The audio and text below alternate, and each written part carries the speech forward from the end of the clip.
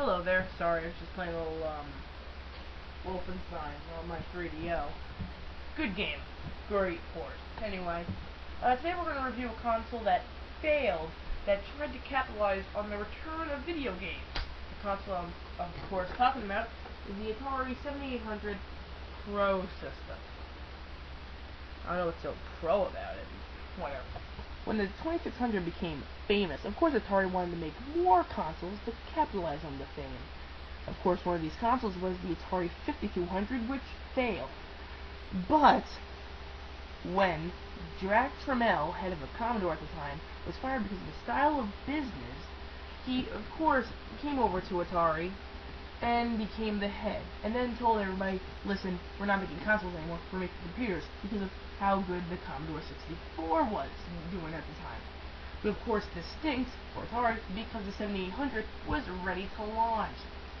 But when Nintendo released their Nintendo Entertainment System, and Jack Tramiel saw this and saw how much of a success it was, he said, alright, let's bring back the 7800. But of course it was 2 years too late. So today I'm going to review 4 games on the Atari 7800. That is Centipede, Joust, and Miss Pac Man. I also have Karateka, but maybe that for another time, especially because it's such a kick-ass game. And it's somehow a super game cartridge.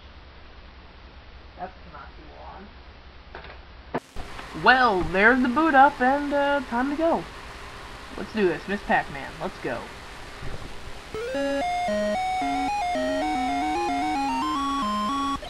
So, there's not really much to complain about. The graphics, as I said, 2 years too late.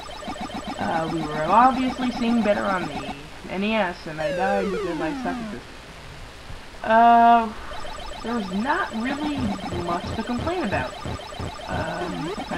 I mean, this game plays great. This was actually one of the best titles on the 7800, which says a lot. All I have to really complain about are the sound effects. They're, just listen. Yeah. Well, anyway, next game. Centipede. Very fast game, I have to say.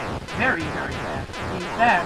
In fact, it kind of goes so fast that sometimes your arm will actually start to cramp if you play for a few levels. I remember making my friends play this game and they're like, hurt that so hard. But whatever. Anyway, great game, sound effects, but hey, what are you gonna do? It's Atari. And that's about it. It plays great, and sound effects, that. So, last game. Joust. Probably the game with the best intros on the 7800, to my recollection. This is great. Alright. The thing that you may see that I'm totally sucking at this game is that, you wanna know why? Because I've never actually played this before. Whoopsie frickin' do. And I died. Apparently. So, I guess all you do is just run around as a guy, jousting flying turkeys on your flying turkey. I died again. Got nothing else to do, so I just, oh, like that, well, just must run in place, I guess. Whee. Whoa, I can fly? Oh. Oh, get him, crap! Damn it. Whatever. Well, that's about it. So, yeah, as you can see, the 7800 wasn't so great, especially because of the graphics and gameplay. One thing I should have commented on kind of a long time ago was if I can grab it here, its controller. That's bad.